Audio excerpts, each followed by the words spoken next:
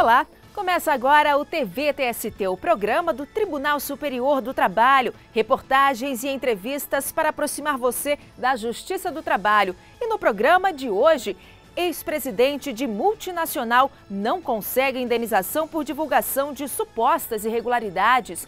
Ministro Maurício Godinho Delgado fala sobre o lançamento de seu livro, Tratado Jurisprudencial de Direito Constitucional do Trabalho.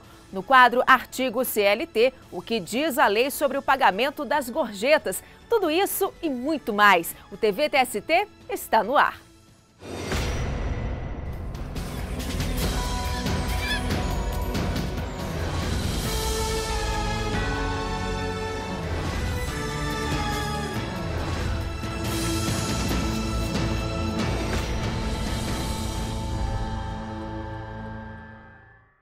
Ex-presidente de uma multinacional não conseguiu indenização por danos morais após ter o nome divulgado na imprensa por suposta participação em irregularidades. Veja na reportagem.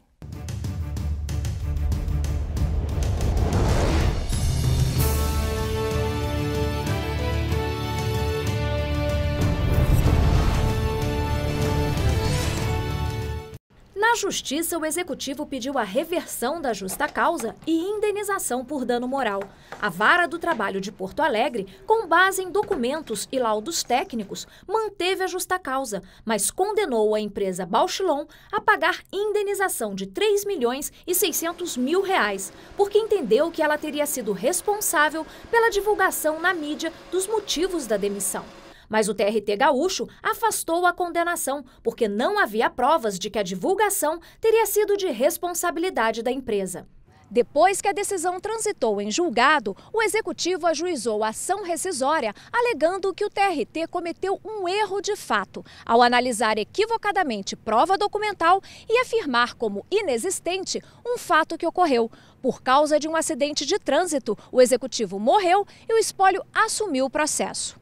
A ação rescisória foi julgada improcedente pelo TRT gaúcho e o caso chegou ao Tribunal Superior do Trabalho por meio de recurso ordinário. Na subseção 2 de dissídios individuais, a existência de erro de fato, alegada pela parte, foi afastada com base no artigo 485 do Código de Processo Civil, que determina que há erro quando a sentença admitir um fato inexistente ou quando considerar inexistente um fato efetivamente ocorrido. Para isso, é indispensável que não tenha havido controvérsia ou pronunciamento judicial sobre o fato. No julgamento, o ministro Cláudio Mascarenhas Brandão ressaltou a existência da controvérsia sobre o fato, o que comprova que o erro apontado na ação rescisória foi de apreciação e não de percepção do julgador, como trata o artigo 485 do CPC. Que se erro houve, não foi de percepção tocante à matéria que não estava discutida e debatida nos autos. O relator do caso, o ministro Alberto Bresciani, afastou a condenação ao pagamento de dano moral por não haver provas de que a empresa teria denegrido a imagem do reclamante. Não havia evidências de que a empresa reclamada havia veiculado ou permitido a veiculação das notícias que a parte sustenta como passíveis de denegrir a imagem. O vice-presidente do TST, ministro Ives Gandra Martins Filho, destacou ainda que não há dúvida de que as notícias foram veiculadas na imprensa. O fato da reportagem não foi negado, mas a culpa pelo dano moral só pode ser estabelecida, a relação de causalidade, se a reportagem tivesse sido plantada. Toda a decisão rescindenda diz é que não houve nenhuma relação de causalidade entre essa notícia e aquilo que a empresa tivesse fornecido para jornalistas, plantado. Então, essa é a única, vamos dizer assim, a única hipótese em que nós poderíamos rediscutir a matéria. O nexo de causalidade entre a culpa e o fato existente. A sexta turma do TST aumentou para R$ 1 milhão a condenação por dano moral imposta à empresa Eternit, especializada em telhas. O engenheiro da empresa morreu depois de contrair uma doença pulmonar decorrente do contato prolongado com o amianto, uma fibra mineral considerada tóxica ao organismo.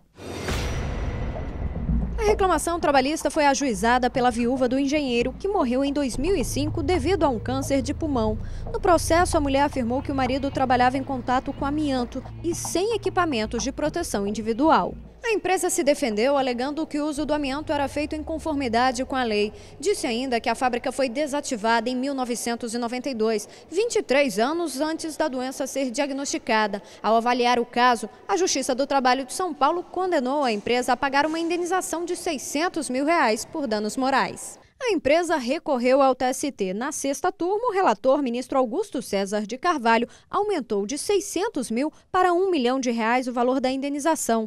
Para ele, o dano a ser reparado está relacionado não apenas com a atividade de risco desenvolvida pelo engenheiro, mas também com a morte do empregado. Quando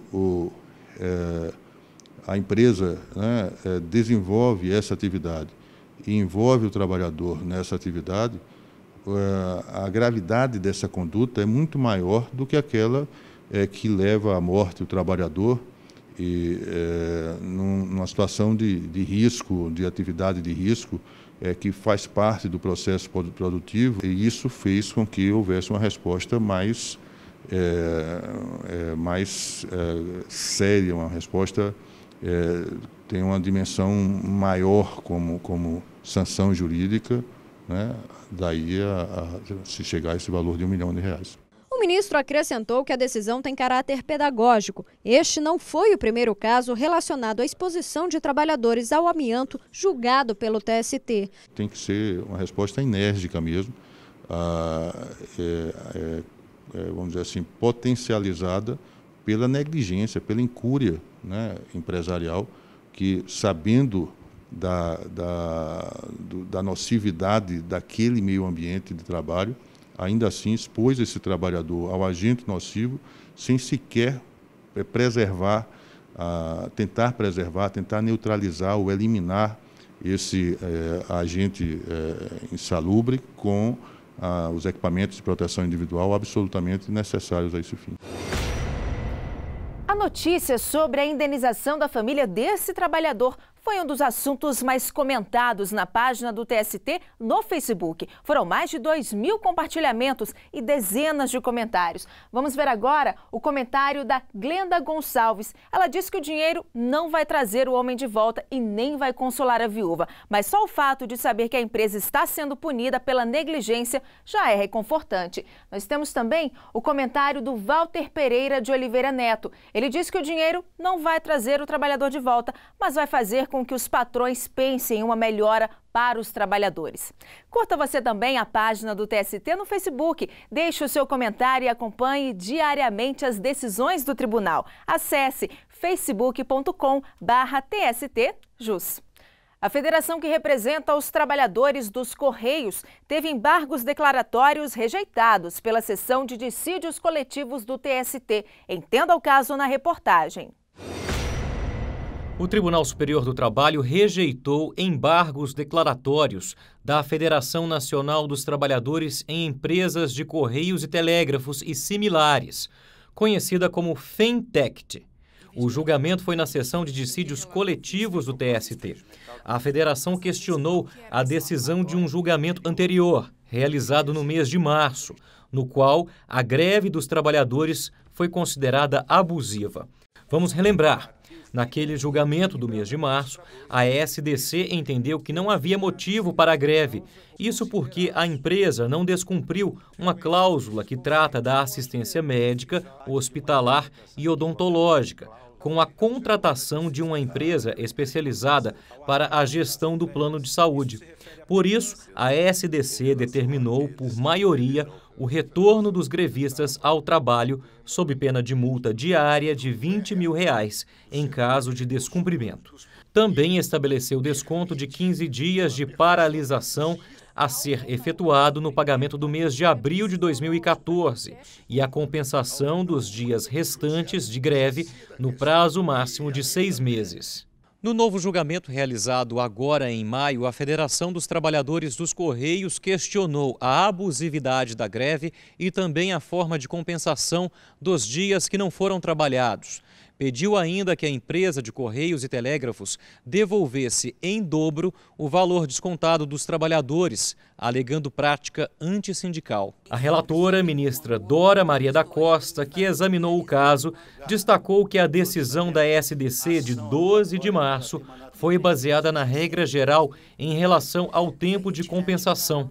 A relatora apontou ainda que não é atribuição do Poder Judiciário estipular a forma em que a compensação deve ser feita, por se tratar de questão interna da empresa. Se ela estiver extrapolando os limites do que foi estabelecido, a quantidade de dias de compensação, compete aí num dissídio individual, ainda que ação coletiva, discutir essa questão também na primeira instância e não aqui na SDC. Todos os ministros que estavam na sessão acompanharam o voto da relatora e, por unanimidade, o pedido da Federação dos Trabalhadores dos Correios não foi atendido. E no próximo bloco, uma entrevista com o ministro do TST, Maurício Godinho Delgado. Ele fala sobre o lançamento do livro Tratado Jurisprudencial de Direito Constitucional do Trabalho. A gente volta já.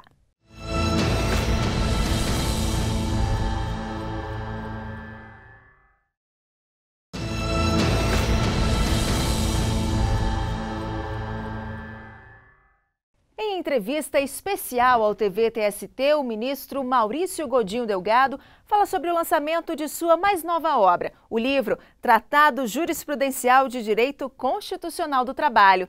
A obra tem 3 volumes e sustenta que apenas a partir da Constituição de 88 é que se pode falar na efetiva existência de um direito constitucional do trabalho no Brasil.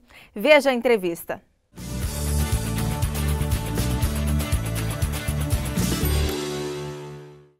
Vamos iniciar então agradecendo a presença do ministro aqui no estúdio. Muito obrigado, o senhor veio falar de um assunto tão relevante para o nosso mundo jurídico aqui. Muito obrigado, Cláudia. É um prazer muito grande estar aqui, é um prazer muito grande conversar com os telespectadores sobre esse tema de interesse da nossa área.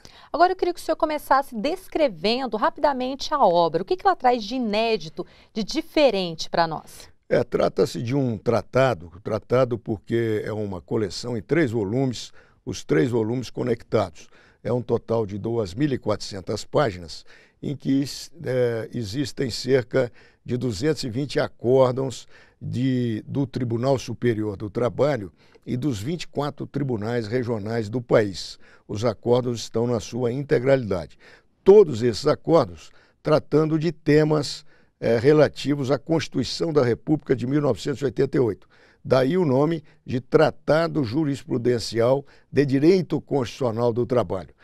Além desses acórdãos, naturalmente, existe para cada tema, e são mais de 150 temas, para cada tema existe um comentário dos 2 autores que fizeram o tratado. Agora, além desses 200 acórdãos, tem também alguns assuntos muito específicos em alguns temas. Quais esses temas, que foram mais destacados pelo senhor e pela professora Gabriela Neves Delgado? Sim, sem dúvida, nós, ao fazermos a pesquisa, percebemos que o objeto do tratado seria muito maior do que aquele que originalmente nós havíamos estimado. Realmente nós percebemos a existência de vários princípios constitucionais, por exemplo, que são gerais, interessam a outros campos do direito, mas que têm grande influência também no nosso direito do trabalho. Percebemos também, isso já sabíamos, a presença de princípios especiais do direito individual do trabalho e do direito coletivo do trabalho, que estão fortemente lançados na Constituição.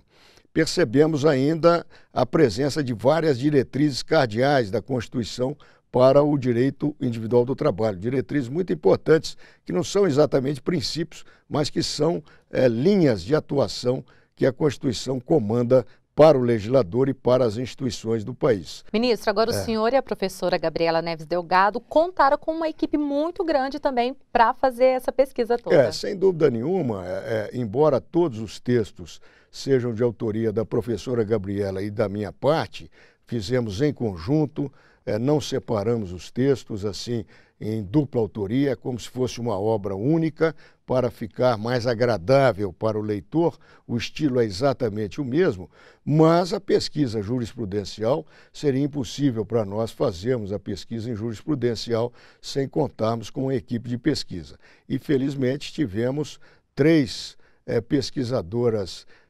extremamente competentes, extremamente zelosas, e que são exatamente a Maria Auxiliadora dos Santos, Maria Helenice Duarte e a nossa querida também Vera Lúcia Nonato. Agora, para a gente encerrar, é dito no livro que a partir da Constituição de 88, o Brasil traz um verdadeiro direito constitucional do trabalho. Queria que o senhor explicasse para a gente. Exatamente. Embora possa parecer um tema árido para a compreensão do nosso telespectador que não for da área jurídica, mas realmente a nossa Constituição de 1988 criou um novo patamar, um novo status, até mesmo um novo paradigma nessa questão da valorização da pessoa humana na vida econômica, social, cultural e institucional brasileira.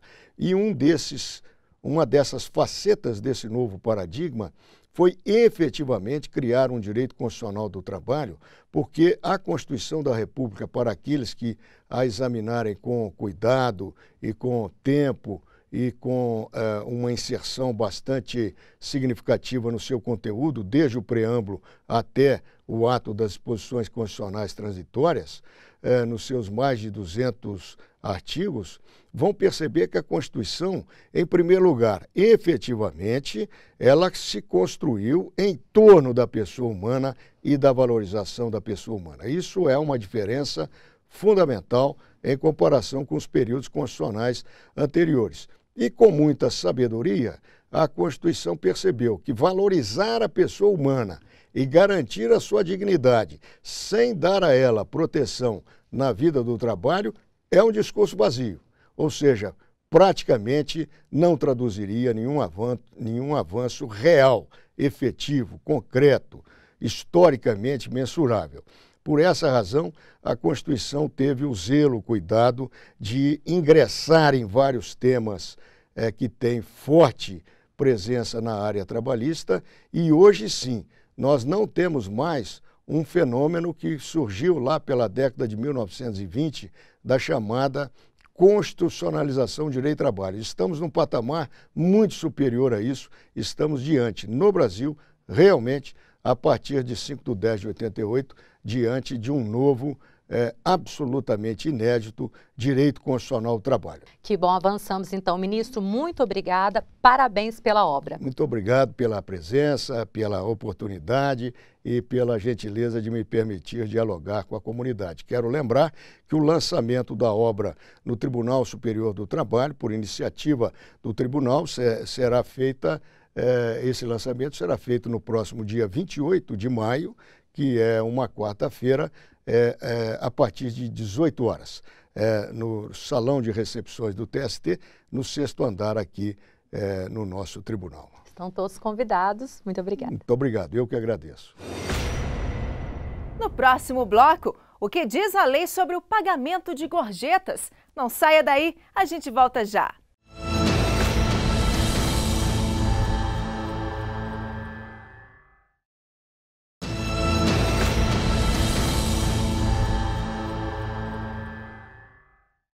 Veja outras notícias que também foram destaque no Tribunal Superior do Trabalho.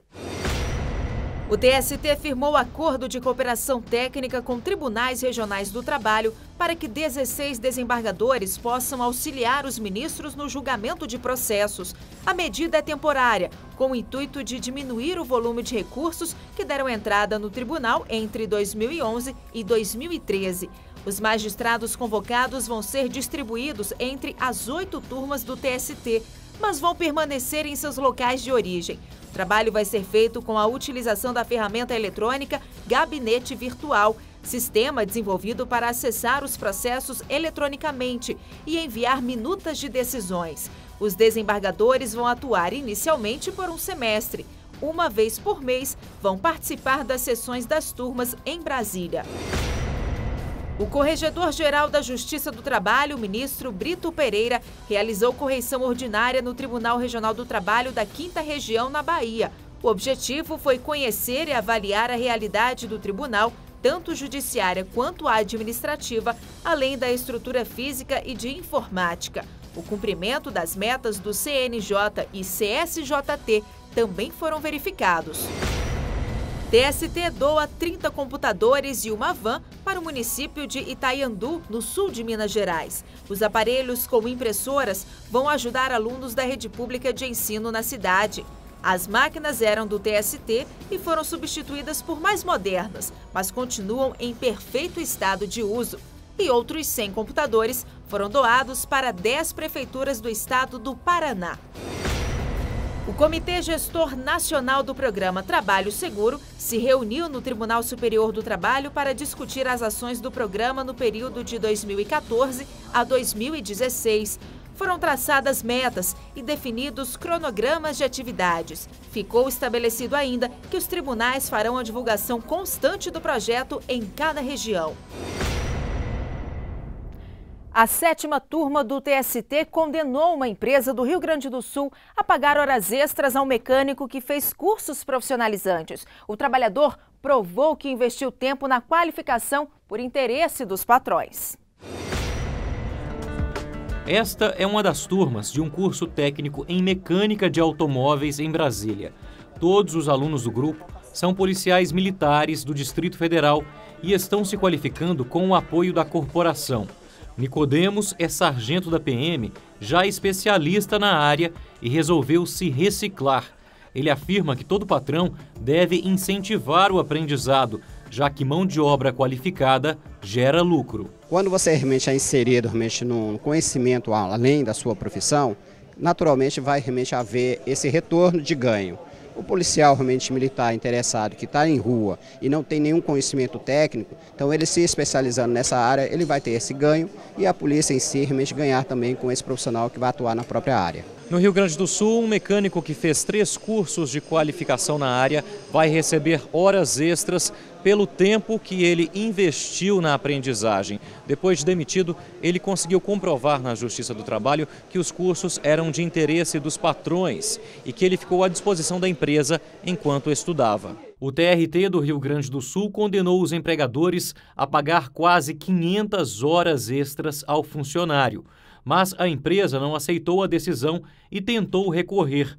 No entanto, na 7ª turma do Tribunal Superior do Trabalho, o relator, ministro Cláudio Mascarenhas Brandão, não entrou no mérito da matéria. Se entendeu, ao contrário que alegava a parte recorrente, a empresa recorrente, que estava correta a decisão do regional, portanto, não se examinou recurso de revista. Se examinou apenas, via grave do instrumento, se estava correta ou não a decisão do regional, que não permitiu que o recurso subisse para ser examinado. Dessa forma, fica valendo a decisão do regional, que informou também que os patrões pagaram parte dos cursos e depois promoveram o mecânico. Prova do interesse da empresa. Não era algo inerente à pessoa do empregado tão somente. Era algo que envolvia a sua formação profissional, mas também interesse empresarial no serviço que ela produzia, que ela desenvolvia.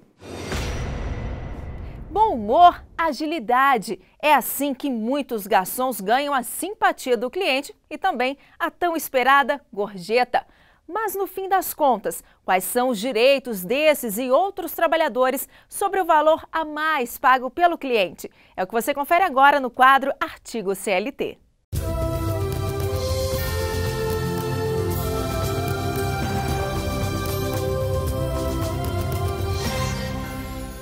O artigo 457 da Consolidação das Leis do Trabalho estabelece: compreendem-se na remuneração do empregado, para todos os efeitos legais, além do salário devido e pago diretamente pelo empregador, como contraprestação de serviço, as gorjetas que receber.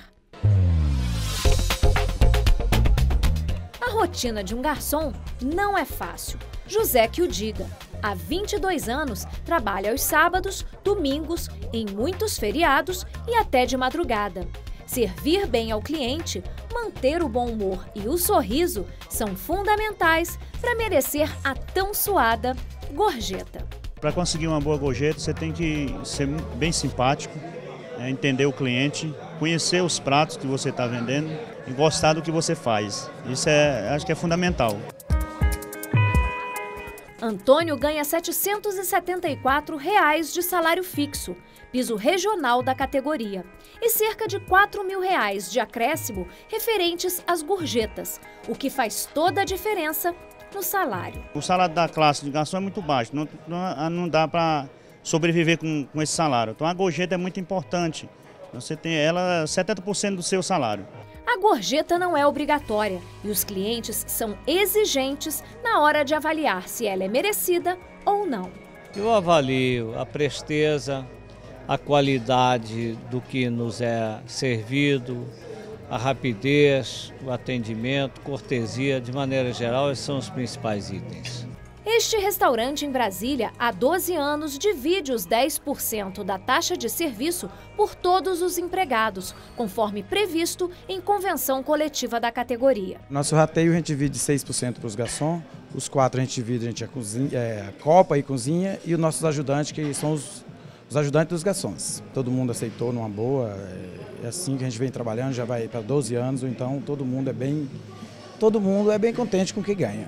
No Distrito Federal, de acordo com o Sindicato do Comércio Hoteleiro de Bares e Restaurantes, desde 2003, a Convenção Coletiva da Classe estabeleceu a distribuição total da taxa de serviço de 10% entre os trabalhadores. Com isso, houve uma redução de 78% das reclamações trabalhistas sobre esse tema. Depois da celebração dos acordos coletivos, destinando não só para o garçom, mas para todos os empregados, cresceu o interesse da categoria em saber quanto que foi arrecadado e quanto que foi distribuído. E daí ganhou os trabalhadores e também ganhou as empresas, porque na hora que ela passou a distribuir corretamente, deixou de existir aquelas reclamações sobre desvio de 10%, sobre retenção ilegal, sobre a falta de transparência. Mas nem todos os estabelecimentos no país seguem regras claras na hora de dividir a gorjeta.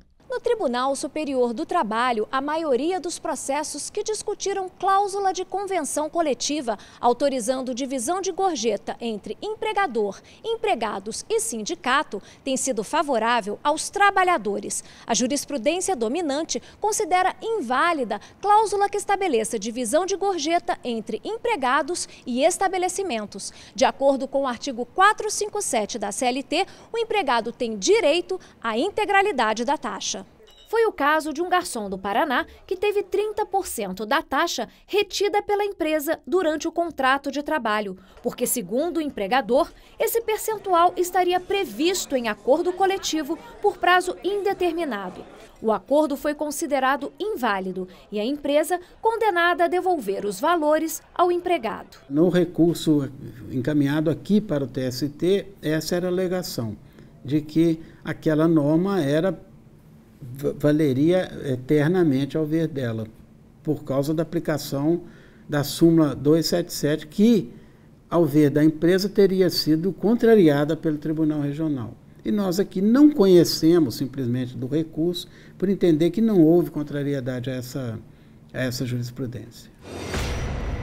E o TV-TST termina aqui, mas você pode continuar ligado nas notícias do Tribunal Superior do Trabalho pelo Twitter, Facebook, YouTube e também pelo site tst.jus.br. Na semana que vem tem mais TV-TST. Eu espero você. Até lá!